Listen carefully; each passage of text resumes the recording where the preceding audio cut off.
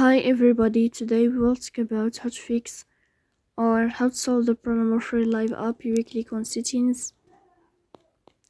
In this page you will click on apps, default apps, app settings.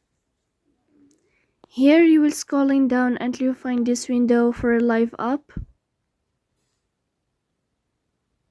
In this page of app info you will click on first stop and you will click OK. Here you will click on storage. Then we click on clear cache. In the end, you can turn off your phone and you can wait a moment to restart your phone again to fix that problem.